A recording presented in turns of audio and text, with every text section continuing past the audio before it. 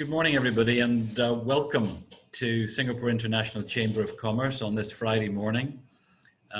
It's great to be here and to have your company. Purpose to profit is the topic for today. And when you think about it, capitalism has come a long way from the days of purely selfish organizations out for their own profit without benefiting the communities in which they derive their profits from, to a time when, thanks to COVID-19, more businesses are reflecting on their purpose and also on how that purpose links to the growth of their business and what they do for the communities in which they live and work. So really a great topic for us to think about today and reflect on. I'm delighted that we've got two presenters, Måns and Brenda, and they will be taking you through this interactive webinar. So without further ado, I will hand you over to Brenda and Måns. Thank you so much. Good morning, everyone. Good morning. So I'll just share my screen. Your video's on?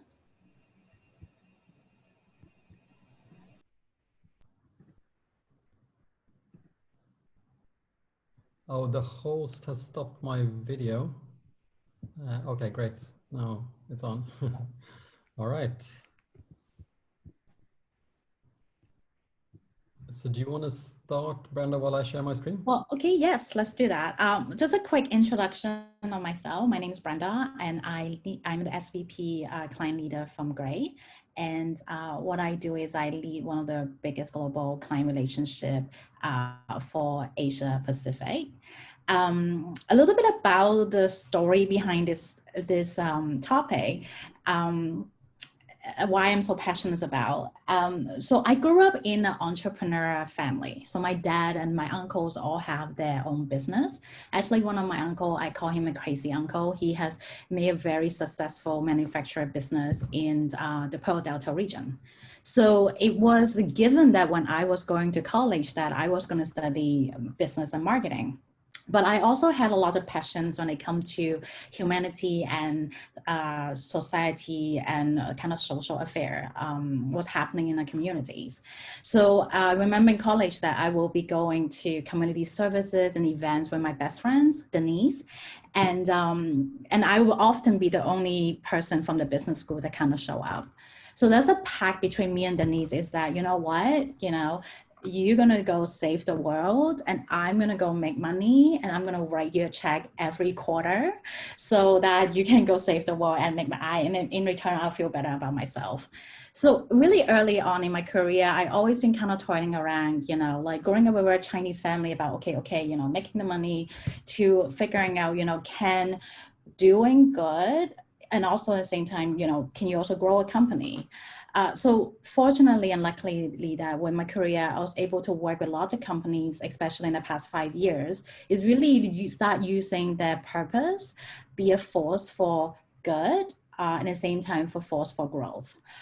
Actually, so much so the funny thing about my family change is that my crazy uncle end up now like bought a farm in China and apply his engineering manufacturing skill and really trying to drive that sustainability and safety of the food concept in his local community that you could argue that he probably created quite a bit of carbon footprint. So a bit of the story about that, why I'm excited being here today and really looking forward to share some of the learning that Måns and I had as we were working with the companies and organizations in this region and around the world. So, Måns? Yes, so just sharing a quick story, sort of why I'm so excited about purpose and how it sort of came to be. So my wife was working in Cambodia for the UN some 15 years ago, and out in the countryside, a rural school, and we were standing in the schoolyard and all of a sudden we hear a helicopter sort of come dramatically sort of about to land, and we see that under the helicopter there's a grand piano, and like never seen before in this part of Cambodia. very strange. And as it sort of lands, out steps this Japanese executive dressed to the nines, looking sharp, and just shaking hands with the principal, with my wife. And later on, he sort of tells the story. So he's the head of a huge Japanese corporation. And he sort of talks about the story of how education and how sort of the engagement in these schools in Cambodia means everything to a lot of their employees as sort of an exchange program where they go to teach the kids, where they go to kind of see other things. And that really sort of puts purpose into that corporation. And at least to me at the time, it was kind of an epiphany, and very interesting to see the sort of engagement from someone at the sort of very top of the sort of Japanese business society. So quick story, quick background, but great to be here and meet you, even though we can't see you. So the agenda, very quickly, we're gonna go through how purpose drives growth, and then a little bit more unpack. So those things that we've spoken about, how can they be sort of useful when you develop a purpose for your company? And finally, closing off, looking at sort of how purpose really should go through everything we do. And then, of course, room for discussion and questions at the end. So starting off, the big question, and I mean, if you're the least bit into marketing or even business, the debate rages out there. Is purpose really a path to profit? Is it something that you can engage in as a commercial entity and find sort of values that actually drives growth for your company and ultimately benefits all your stakeholders? Or is it something much worse, a distraction even, something that stops us from driving shareholder value? As the gurus down in Australia of Ehrenberg Bass Institute said, a brand's purpose is to sell stuff. Don't kid yourself, folks. So there seems to be two sides of this story, and that's what we're going to unpack a little bit today. Starting off with the first chapter. We actually have a poll to kind of get everyone, you know, participate and energize. So if we can load the poll and have a quick understanding in the room. So what is your opinion on purpose? Is purpose a path to profit? Is it distraction from shareholder values? Or is it a bit of both? Or is really just too soon to tell? So exciting. The answer will be interesting to see. Yeah. Do we see the result? Do we see the result?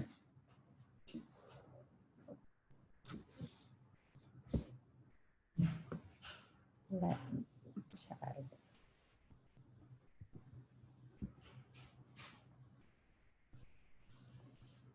It's a bit of both. That's interesting. Yeah, but path to profit is winning. So we take that as a good sign, but it's always good with a bit of doubt and not taking everything for granted. That's great. Very interesting. Interesting. So 44% said it's a bit of both. 50% said purpose is a path to profit. Too soon to tell, 6%. Yeah, it looks like we have some convincing to do today, Måns. Yep. I'll debate. Very good. Interesting. So first off, to just take a little bit of a step back. So when we talk about brand, we talk about brand purpose. And when we say brand, we don't mean the ads, we don't mean the logo.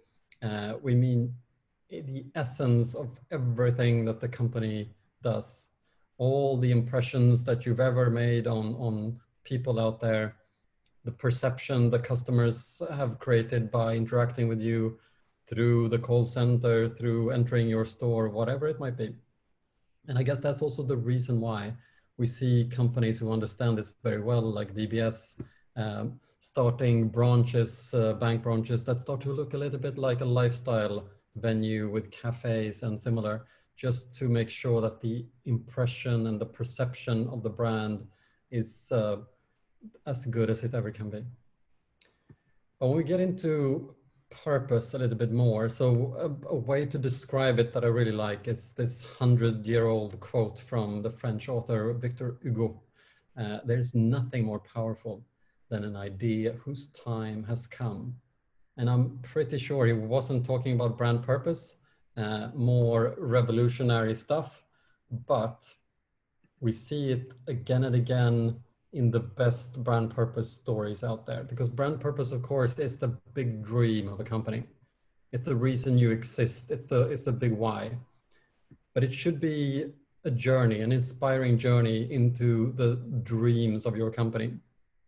And if we follow a company like Nike, ever since they were founded over the decades, they always start with this sort of belief that if you have a body, you're an athlete.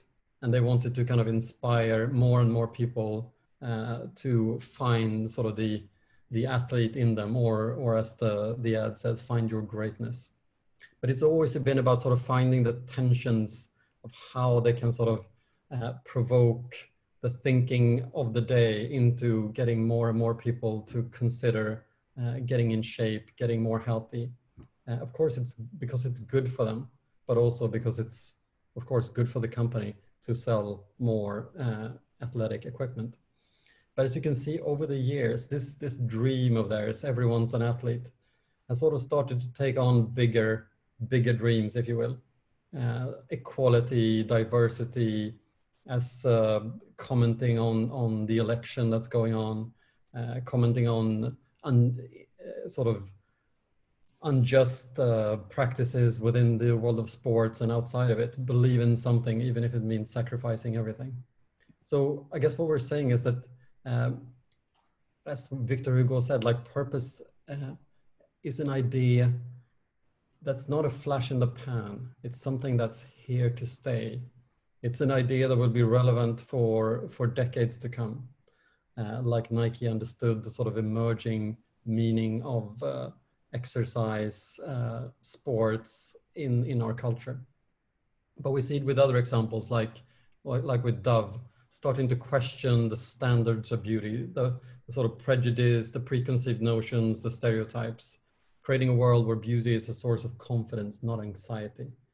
I mean, maybe before they came up with this, the time wasn't right, but they just caught it at the right moment, saying this will be our purpose for decades to come.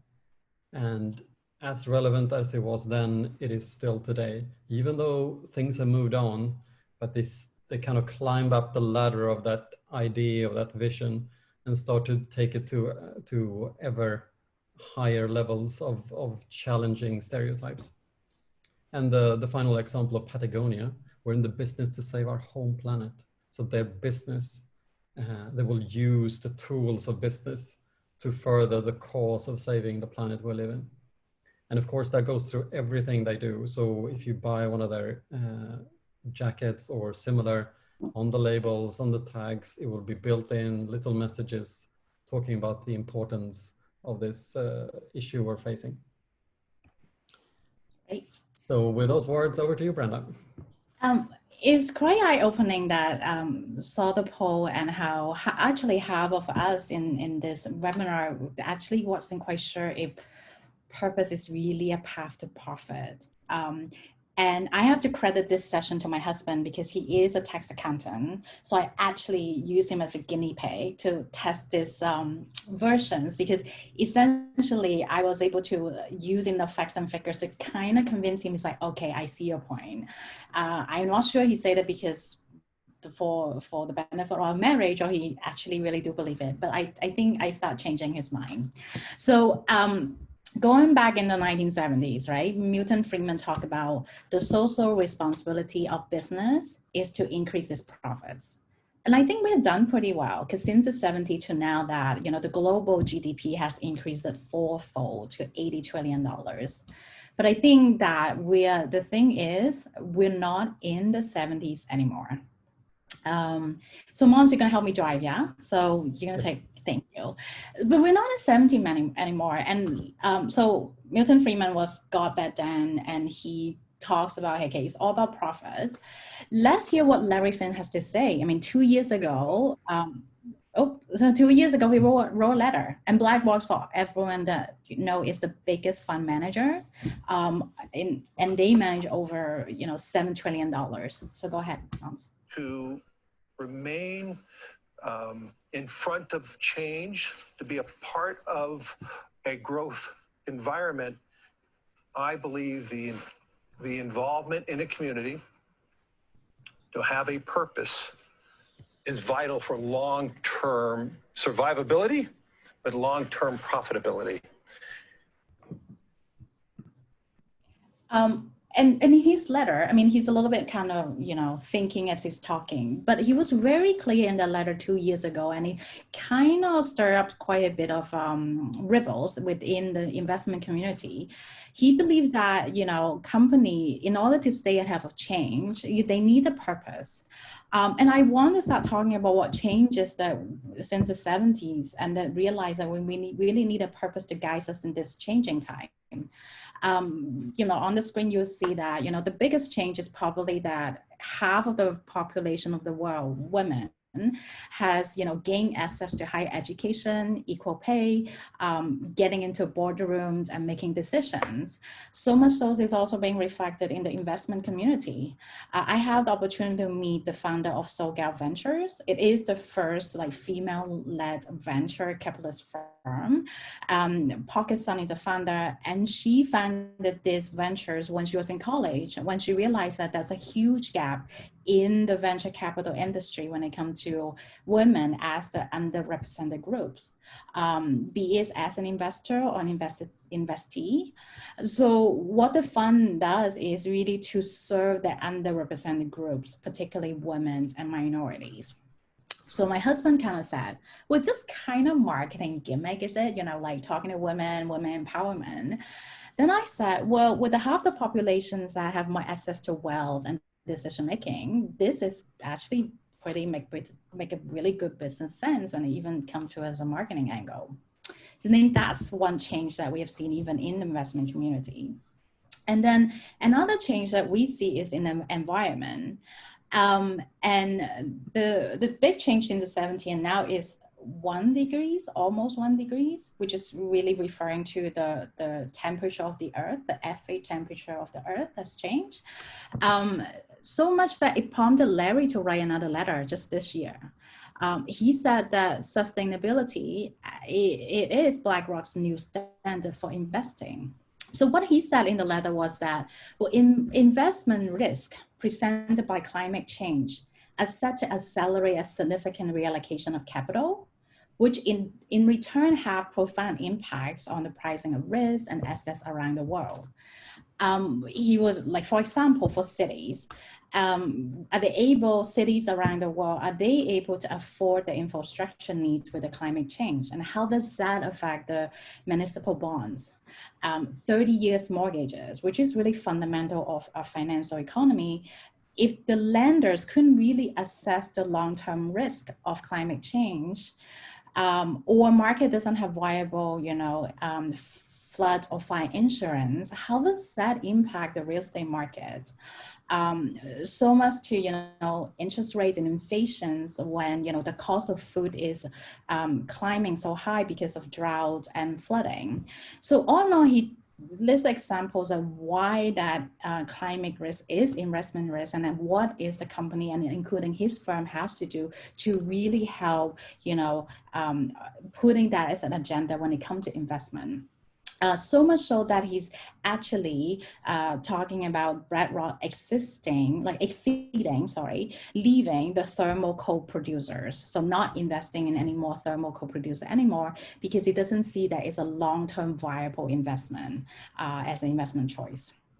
So that's the environment with kind of that 1 degree change. And now the next thing is employees, which I think Victor touched on, what happened in the 70s. So it's a bit of example. I'm going to show you a video about my industry. It is a debate between a copywriter. She has done an idea for her boss. So let's play the clip. That's the way it works. There are no credits on commercials. But you got the Clio. It's your job. I give you money, you give me ideas. You never say thank you. That's what the money is for. bit cynical, I know. That's what my husband was saying. But I was using it to prove the point that this actually show is happening in the 60s. I'm not debating the value of money, of course, like you got to make sure your money can buy a lot of things. But we also have done a lot of study and seen that people are driven by purpose and seek, meaning in their lives. So I think sometimes something that money can buy. You might argue that, well, this may be more like a Western approach, like companies that who are maybe in other parts of the world.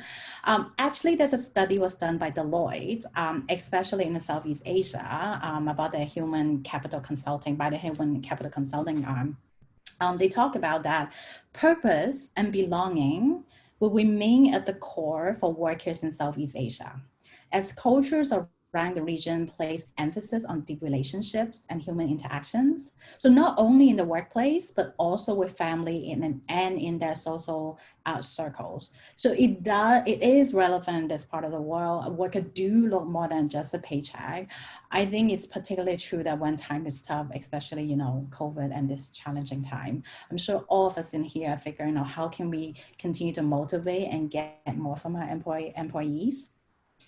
Then the next change is about community. So, you guys all kind of been related to what's happening in the West, from Me Too movement, Black Lives Matters, to, my hometown in Hong Kong, what's happening, the political change there. You could argue, well, in the 70s, in the past, half a century, of course, there's a lot of changes in the society as well, too. So why purpose even matter the most now?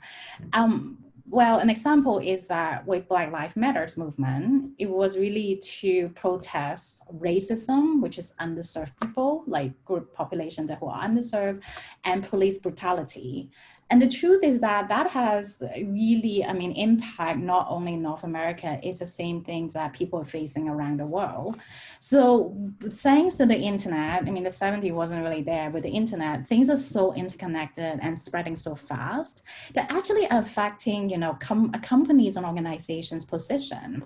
An example is that Blackout Tuesday. So June 2nd this year, what happened, it was a movement started by the music industry in California to encourage everyone to turn their social feeds into black. So the Instagram post, your Facebook post, just make it black. And I start seeing my team and having calls from people, clients is, what are we going to do? Am I going to turn my brand's profile black or not? Like, what should I stand? So I think it's very important that I think company cannot afford not have a purpose to guide, especially this changing time. Of course, that's consumer change. A lot of study has shown that, you tend to more likely to buy from the company you like and love.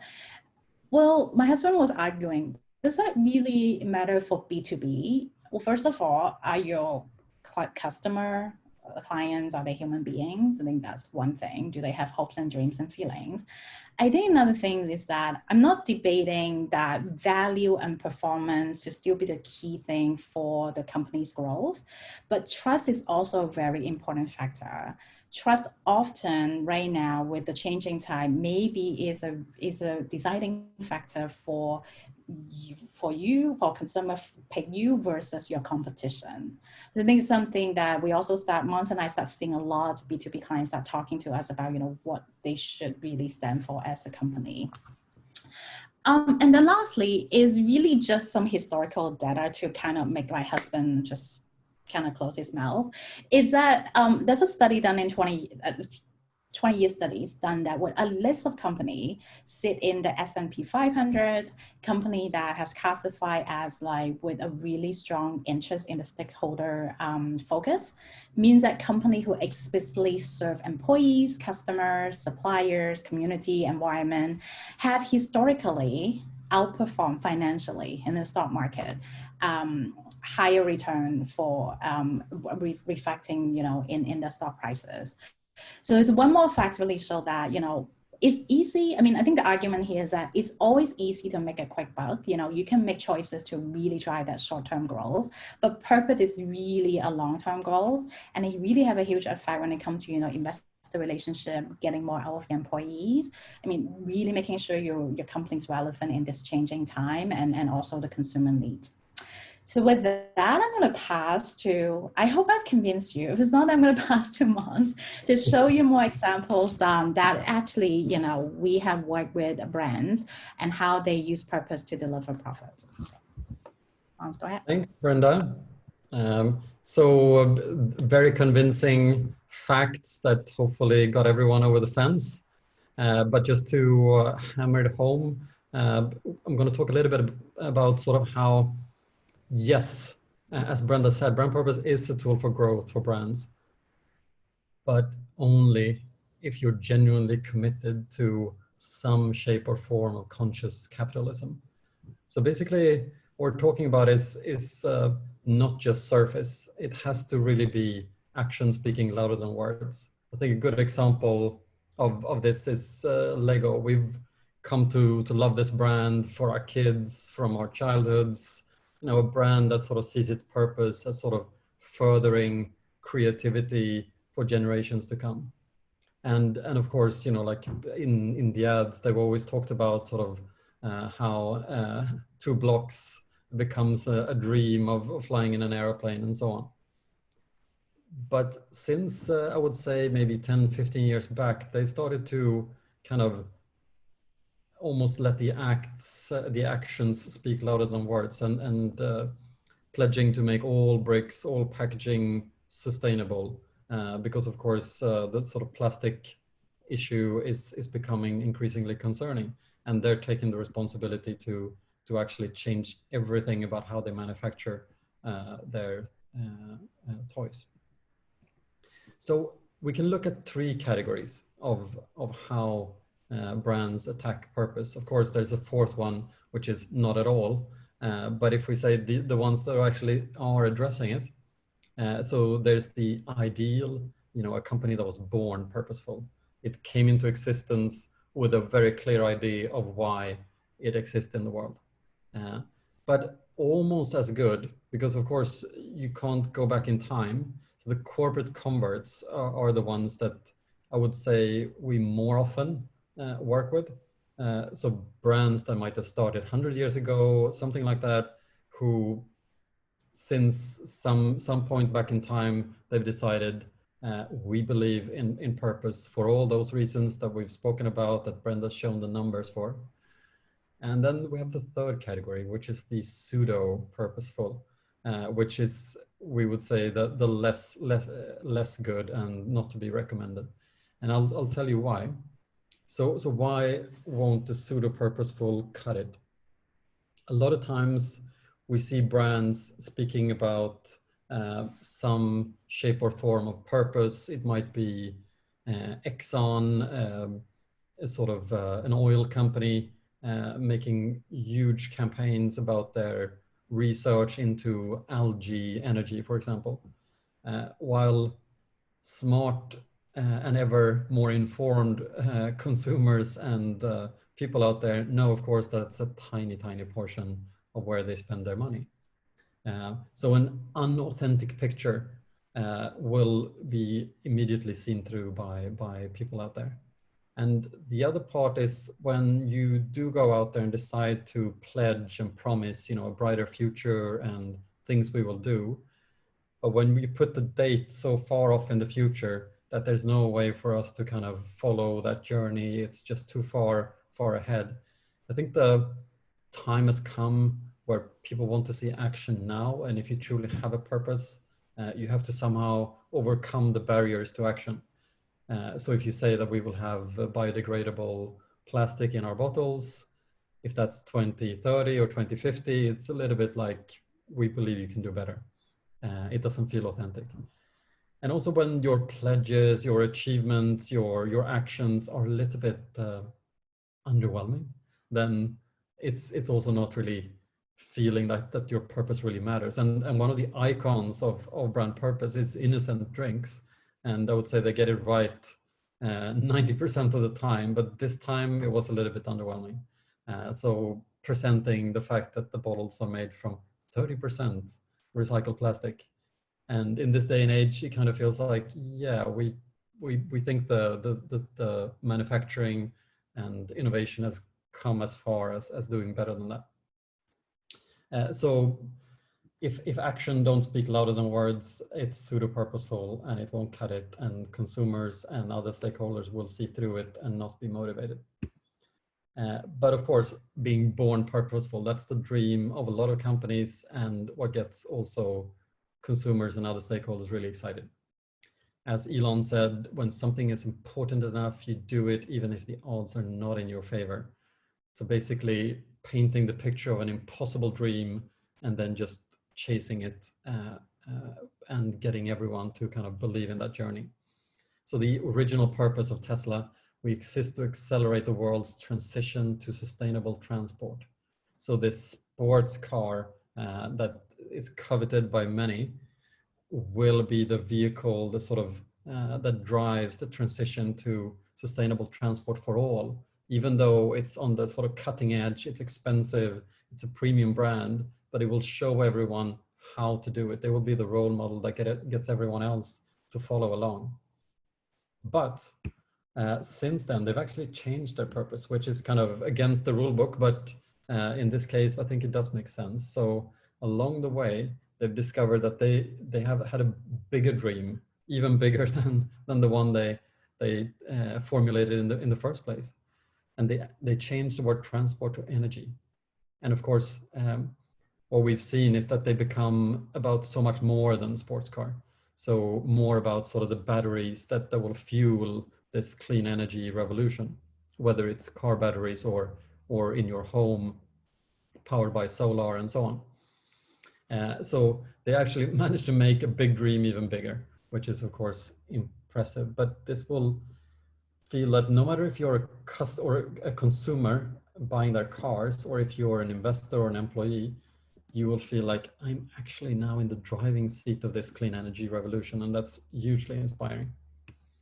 Another example closer to home is one of our clients in Bangladesh, UCB, one of the largest banks in Bangladesh. So they've always had this belief, this purpose that, you know, true progress can only happen when it's pursued by every corner of society. And constantly looking for ways to express that and see how the sort of gigantic unbanked population of Bangladesh can sort of get inclusion and be part of society and sort of get on a ladder of growth themselves. So a really innovative initiative they came up with together with us was to transform the unsold produce, fruits, vegetables into bank accounts. So after every day, the sort of poor rural farmers, if they haven't sold their fruits and vegetables, a lot of times they have to just throw them away. But instead, we found an outlet in partnership with the largest supermarket in the country to set up stations where you go at the end of the day with your unsold produce, turn it into cash that's deposited into your bank account, for a lot of people, your first bank account ever. So far, over 100 villages, over $4.5 million US has been generated to these farmers, which is a lot of money in Bangladesh. And over 150,000 bank accounts have been started, getting lots of people on the ladder to financial inclusion, being able to start to take loans to further crops and so on. And it was just awarded the Grand Prix for the best strategic thinking in Asia, which we're grateful for. So now over to the converts. The converts are the ones who found their purpose a little bit later on the road, as we say. So I'm just going to show you this quick film and then explain a little bit more after. What it means to be a man has changed. So as a brand that defined masculinity for decades, Gillette needed to change too. So we did it by shaking off superficial images of success and outdated definitions of what it means to be your best, and changed it to how men interact with and influence the people around them. With a new purpose, groom the next generation of men. That is now at the center of everything we do. It began with one simple question. Is this the best a man can get? that forced men around the world to question everything. And the impact was massive. This new vision of masculinity exploded across the globe, supported by true local stories. A South African boy growing up without a father, a men's barbershop run by young girls in India, a transgender man's first shave after fully transitioning to manhood. Each one of them challenging old definitions and positioning Gillette as a symbol of healthy, modern masculinity. The idea of grooming the next generation of men was bigger than advertising. It led to true product innovation. Concepted by Gray and created in conjunction with Gillette developers, the Trio is the first razor designed for assisted shaving, to help return dignity to a generation the category had left behind. And to better reach the next generation of men, we helped launch Gillette On Demand, a modern subscription service that led to double-digit growth in online sales.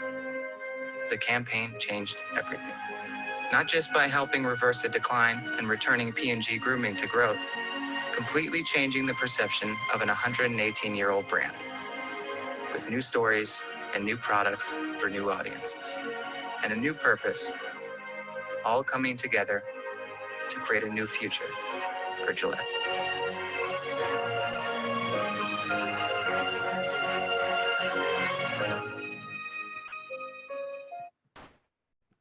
It's a great example of a corporate convert. Gillette goes from this sort of old school definition of masculinity to being a role model and grooming the next generation of men, being, when it launched, the most talked about campaign ever, with of course a lot of negative sentiment going on in the people who believe in the more old school version of masculinity, but also a 65% increase in purchase intent for the brand, which is great. But I think what's interesting about this as well is the way that they haven't just made it about ads. It's really about action. So one example is what they've done in India, supporting 50,000 barbers and their barbershops to make sure that they can stay open, even though they're struggling massively during COVID. So they do it through grants, they do it through training and sort of equipment, all those kind of things that will make it easier for them to kind of push through this hard time. But it also opens new sort of white spaces for innovation. So when we talk about grooming the next generation of men, it can also mean actually grooming the previous generation of men and sort of taking care of the people who raised you and what were those role models for you. So looking at how there's a razor finally that is designed to shave someone else who are not able to do so, like the elderly in this case. So a lot of good things can come from this sort of purpose that you find on the journey as a business. So that concludes the first section, but how do you develop a purpose as a company, more looking at the sort of method of it all? The building blocks are three. In sort of course, there are many, but these are the main ones. We talked about the brand purpose, our long-term dream, why we exist. But once that's set, we get into the brand vision, which is basically the what. So if we have this dream, what is it that we want to get done as a result of that?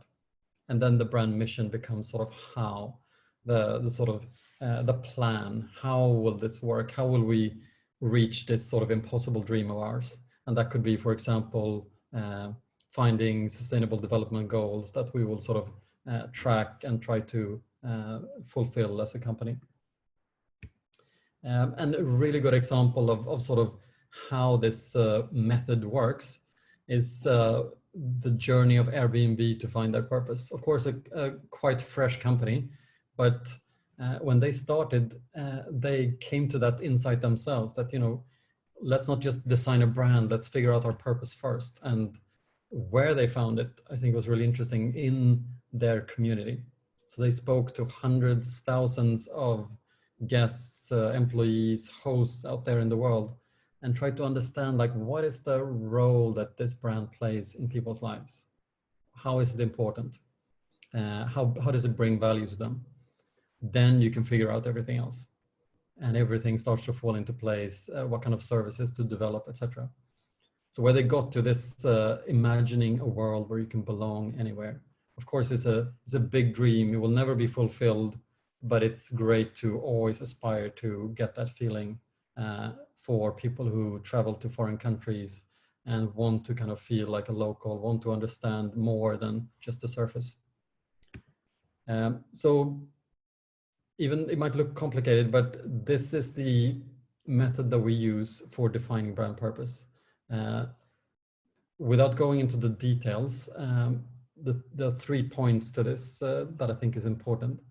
So basically the starting point for us usually is really to deep dive into the heritage of the company. It could be a founder story, it could be different practices that sort of has sort of shaped where they are and how they've come to be.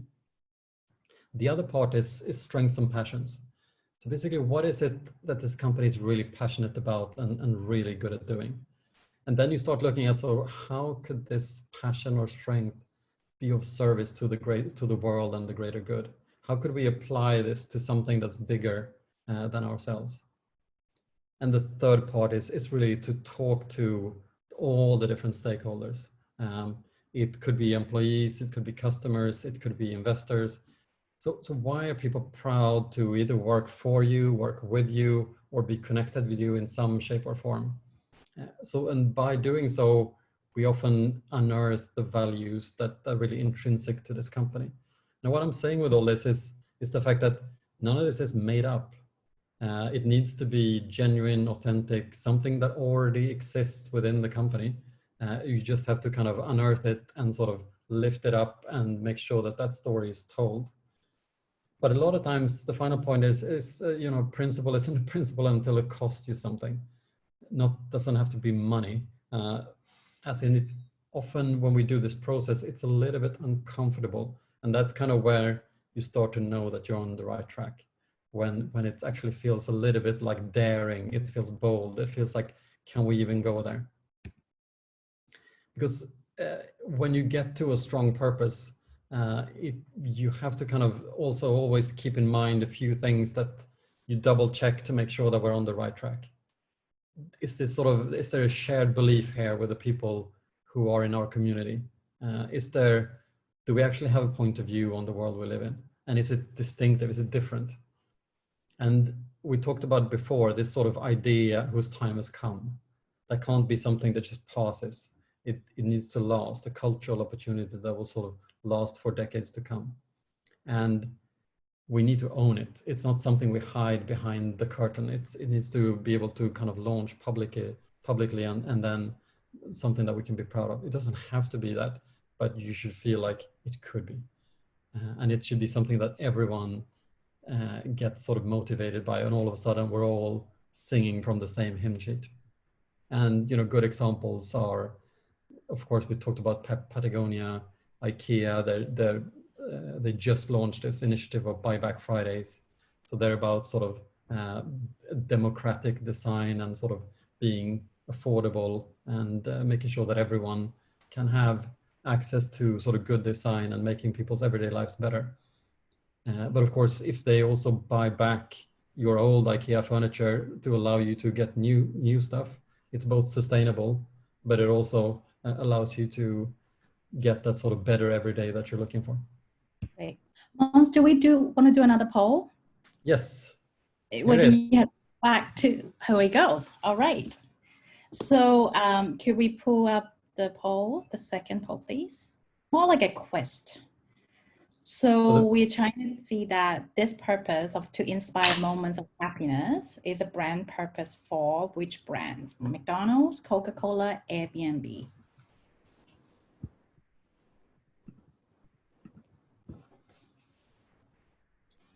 Okay. So while we're voting, I'm just going through this quickly. So there are a few different themes when you look at brand purposes out there. Either it's about sort of generating joy, it can be sort of creating connections between people, it can be something that's about inspiring exploration. Okay, so the results are back. McDonald's, Coca-Cola, 57%, Airbnb, 21%. So good job getting the answer right. 57% found the answer. It is Coca-Cola. Coca-Cola is the right answer. Yes. So now revealing the answer to all of these. We just talked about Airbnb creating a world where anyone can belong anywhere. We also talked about IKEA, the societal impact to create a better everyday life for the many people. But there are also interesting ones like challenging stereotypes, challenge the taboos that hold women back from body form or libresse, as it's known in other parts of the world. And of course, you can see, like with companies like FedEx, it's about sort of connecting people and possibilities around the world. So it's just to show like there are a few different themes to brand purpose that emerges. And from there you go into brand promise. So now we've established our dream. We know the impossible dream we're chasing. So because of that, we should also be able to say to all our stakeholders, we promise that this is the experience you will always have every time you get in touch with us, every interaction. So an example of this is HSBC. So they talk about together we thrive. So a promise that, you know, in our interactions, you will always feel that, you know, we walk together to progress, and we're our partner in everything you aspire to do. But it's also about being there for specific communities, like in Hong Kong during the past few years, to reinforce and reassure people that, you know, it's tough. We all know progress is never easy, but, you know, if you believe the story continues, it will. And turning their logo into a fast forward symbol to show, you know, we're here for you. We still believe in Hong Kong, and believing that promise will, in these kind of big statements, will be there, but also in your everyday interactions with them. And then we would move on to kind of look at the brand character, and a lot of times the personality of a brand. Of course, it's still about encompassing everything you do. We look at archetypes, so different sort of compositions of personality that sort of boil down to, for example, being a caregiver, being a hero, a sage, a magician. And that is sort of a summary of all the values and your personality that will then start to inform how we communicate, how we interact with people, how we design our products. But not to dwell on this too much. So then the final sort of building block that we go through is brand perception that leads into positioning. So basically, what is it that people will say about you when you leave the room?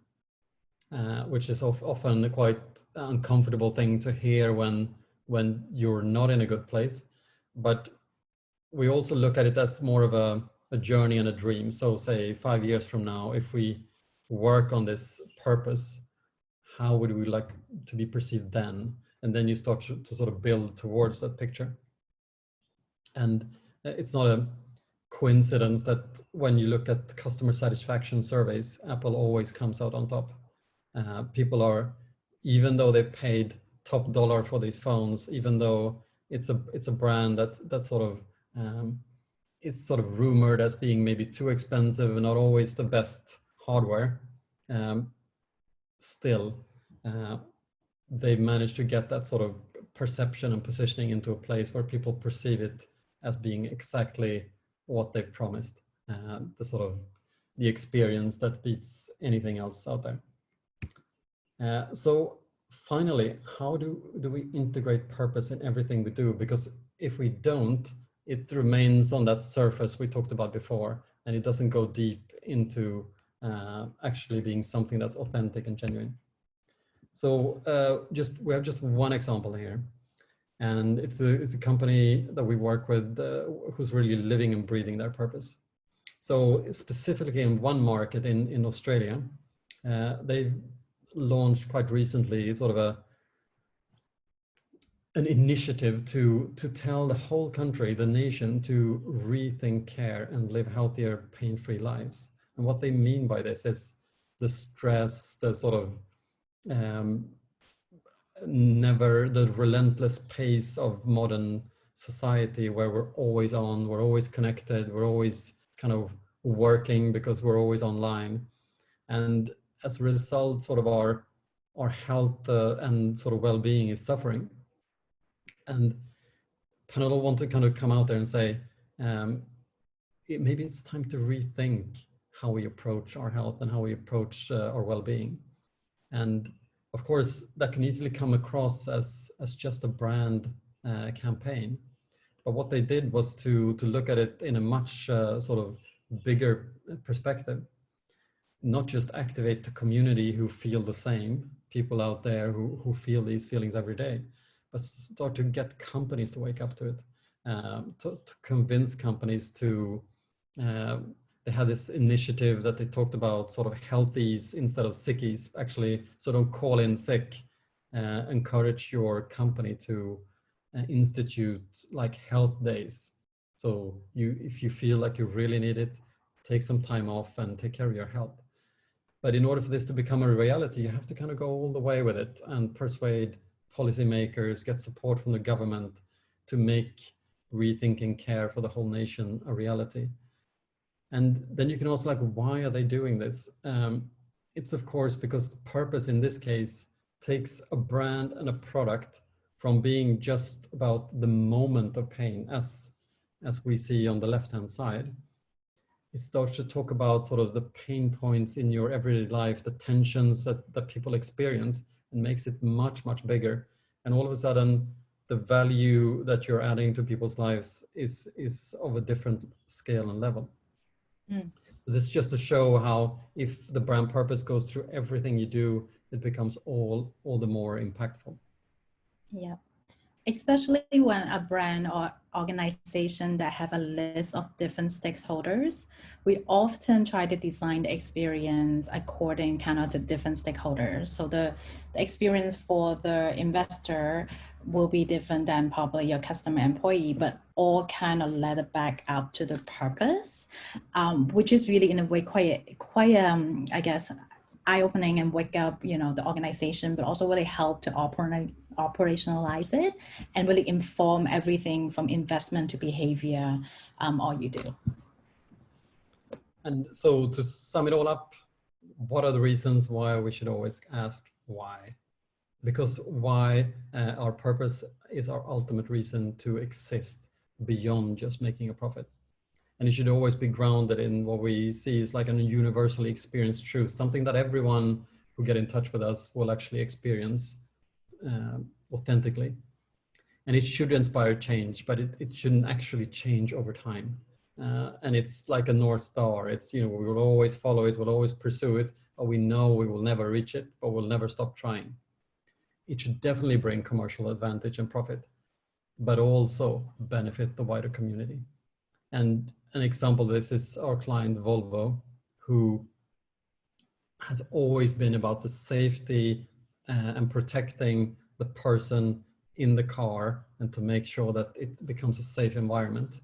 And they started, you know, trying to change policy in the US already decades ago.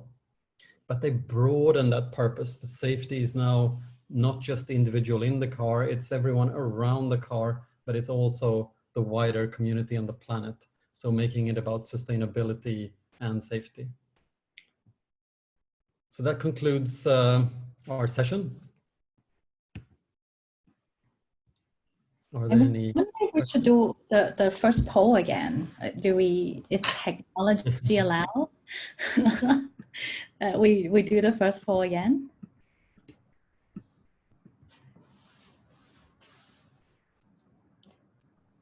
Or yes, great, there it is.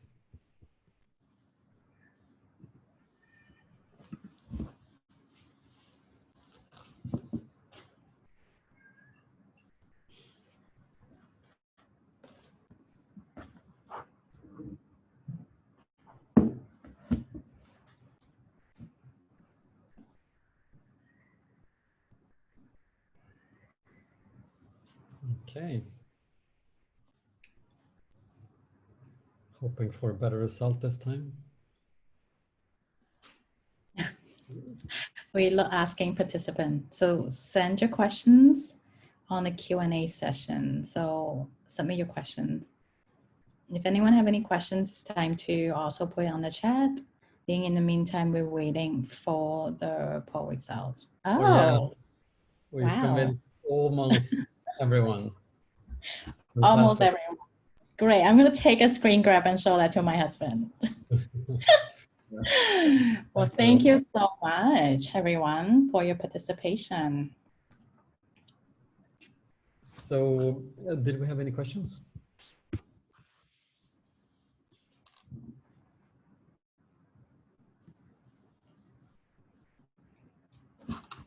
Let's see. Okay, one question in the Q&A. Do you agree that being consistently authentic enables purpose and growth? You go ahead, Brenda. I go. Yes, of course. I think one thing that we talk a lot and work a lot with a lot of brands is about the authenticity that is needed in the marketplace. And I think the example would probably be the kind of the Blackout Tuesday example about Black Lives Matter that you've seen. A lot of, some brands that I've touched and other brands, we have seen that when a company is really not authentic on the cause and they're just doing it for the sake of doing it, they actually receive a lot of backlash. So if there's only one thing you want to take away from this webinar is that it's better for a company probably don't have a purpose than actually have a purpose and actually wrongfully doing it, because it could create more harm for an organization and destruction than actually kind of like not really having one. So I think that's the biggest kind of learning that I've seen when I work with different organizations. Do you want to take the next question, Måns? Sure. Do you think we humans are finally growing up in realizing the need for conscious capitalism? I think to me, it's yeah, it's a good question. Maybe it's not so much about growing up, but I think maybe the growing up comes from having access to so much more information. So it might feel exhausting, especially if you follow the US elections going on. This kind of constant sort of bombardment of polarizing opinions. But I think the good thing as well is that we're actually being so much more informed, and the transparency from both corporations and sort of the consequences of capitalism is becoming much more apparent for everyone. I think that's sort of what drives at least sort of the consumer end of the stakeholders to be much more engaged and actually vote with their wallets and sort of follow the brands who actually they feel are contributing to a better world. Yeah, absolutely. I mean, you touch on kind of the accessibility and kind of more informations. And I also start realizing that as social demographic race kind of shifting, you also see that the worlds are much more represented now. It used to be maybe one group of people are making majority of decisions. I mean, it used to be majority of the investor are men, and now more women have a say. It used to be that majority of the wealth is sitting in certain country, but now that's been shifting. So I think that's also kind of changed that. There's not really, I mean, the majority, you can question it. And also now that it seems like the minority, the causes is also finding the voices in, voting, in what they buy, how they want to consume, where, how they want to be treated, and what about the environment they're living in. So I think that probably also kind of add to that, make people more conscious. And also I think it's more representation as well. Okay. Next question, Måns. Can you tell us a bit more about Gray and what it does? What do you do for a living? Yes. So that's of course a welcome question. Gray is started 100 years ago and a bit with this guy who was 17 years old, Larry Wallenstein, and he borrowed $100 from his mother to set up this company. The rest is history. He didn't feel like at the time there was sort of Jewish sentiment that was not so positive in New York, that he could put his name on the door as companies did during that time. So he looked around, the color of the walls was gray, and that became the name of the company. And it's owned by WPP, so one of the largest, or maybe the largest communications enterprise in the world in marketing and communications. And you know, we work in every field of sort of advertising and communication. And the belief, or the sort of credo of Gray is famously effective. So I think that goes through pretty much everything we do, is that we always strive to make the communication or the activities that we do, make them famous and help make brands famous, because we believe in the consequences of that fame, that it can really drive profit. But we always look at the bottom line, so basically the effective part of famous. So we follow the numbers, we follow the traction, the brand equity, to make sure that it's not just famous for famous sake. It's becomes well known and appreciated because it should drive the bottom line. Anything you want to add, Brenda? No, very well said. Usually when, it reminded me often when my mom asked me what I do too. Sometimes I had to think about explaining that to her, because, you know, of course she wanted me to be a lawyer or an accountant. So when I tell her, I mean, kind of like advertising marketing, she would ask. But essentially, we work with clients across different portfolios. We look at brand buildings, really figuring out, you know, anything from brand positioning to all the way, like as we show you the experience map, and how is your behavior in the market? How do we bring in technology and services to essentially, you know, drive the growth that we talk about while doing good.